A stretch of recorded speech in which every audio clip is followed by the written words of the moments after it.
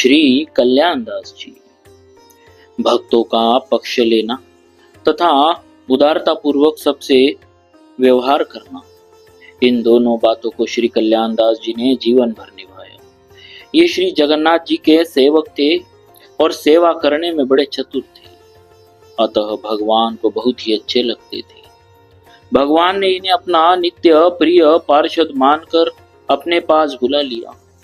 इन्होंने प्राण त्यागते समय स्त्री पुत्र धन धाम के महामोह को तृण के समान तोड़कर केवल भगवान श्री रामचंद्र जी से स्नेह जोड़ा और हृदय में श्री राम जी की कौंदनी करधनी का ध्यान तथा मुख से श्री सीताराम जी के नाम का उच्चारण करते हुए सद्गति प्राप्त की।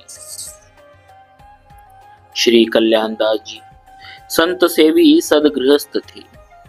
आप ब्राह्मण कुल में उत्पन्न हुए थे और श्री राघवेंद्र सरकार आपके इष्ट देव थे।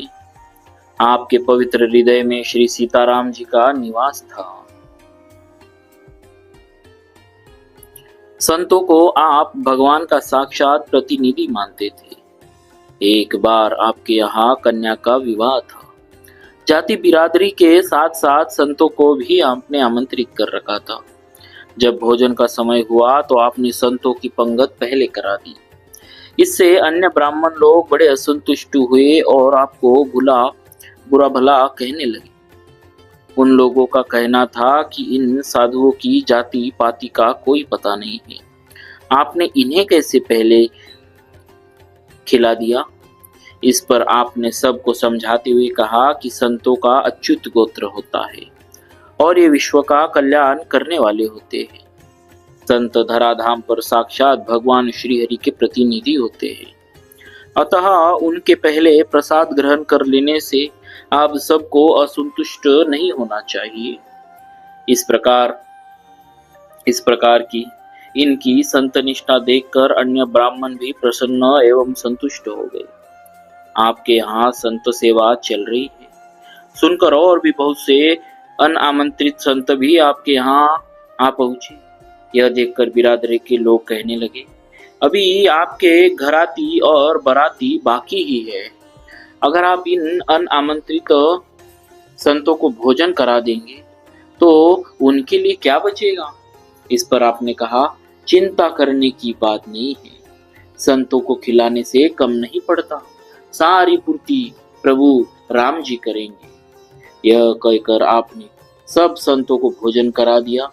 फिर जब घरातियों और बरातियों का खिलाने की बात आई तो आपने पंगत में सबको बैठवा दिया और परोसने वालों से परोसने को कहा। प्रभु कृपा से सभी ने पूर्ण तृप्ति का अनुभव किया और भोजन में किसी भी प्रकार की न्यूनता नहीं आई। संत कृपा का ऐसा चमत्कार देखकर सब लोग धन्य धन्य कहे। एक बार की बात है, श्री कल्याण जी अपने भाई के साथ उत्सव दर्शनार्थ श्री धाम वृंदावन को जा रहे थे।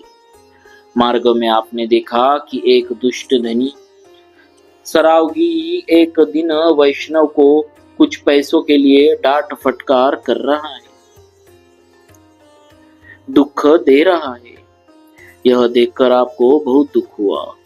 आपने न केवल उस वैष्णव महाभाग का सारा कर्जा उतारकर उस दुष्ट सरावगी से मुक्ति दिला दी, बल्कि उन्हें पर्याप्त धन धान्य देकर सुखी भी कर दिया। ऐसे उदार मना थे श्री कल्याण जी महाराज। भक्तों, ऐसा चमत्कारिक त्याग में, संत सेवा में, कल्याण में, भक्ति में जीवन रहा भक्तराज श्री कल्याण दास जी का। बोलिए भक्तराज श्री कल्याण दास जी महाराज की जय। भक्तवत्सल भगवान की जय। श्री संत दास जी तथा श्री माधव दास जी। हे भगवत भक्तजनों, श्री स्वभू राम देवाचार्य जी के दोनों सहोदर भाइयों की कथा श्रवण कीजिए। सदाचार एवं सात्विक वृत्ति से निर्वाह करने वाले श्री संत दास संत राम जी ने इस जगत को नीरस एवं निस्सहार वस्तु जान मान कर उसे त्याग दिया। आप महामहिमा वाले तथा प्रवीण अर्थात सत्य असत्य का निर्णय करने में चतुर थे, भक्ति तत्व के ज्ञाता थे, अतः सोच विचार करके उसे अपनाया। दूसरे भाई श्री माधव दास जी ने भजन के प्रताप से चमत्कार दिखाया और अभक्त योगियों से वाद विवाद करके अपने वस्त्र जलती अग्नि में डालकर ज्यों के त्यों वापस कर दिए। परम धर्ममयी श्री हरि भक्ति के प्रचार प्रसार के लिए ये दोनों भाई प्रकट हुए। इन्होंने जैसा कार्य किया वैसा दूसरा कोई नहीं कर सकता। श्री माधव दास जी और श्री संत दास जी के विषय में विशेष विवरण इस प्रकार है। श्री माधव दास जी और श्री संत दास जी दोनों सगे भाई थे। श्री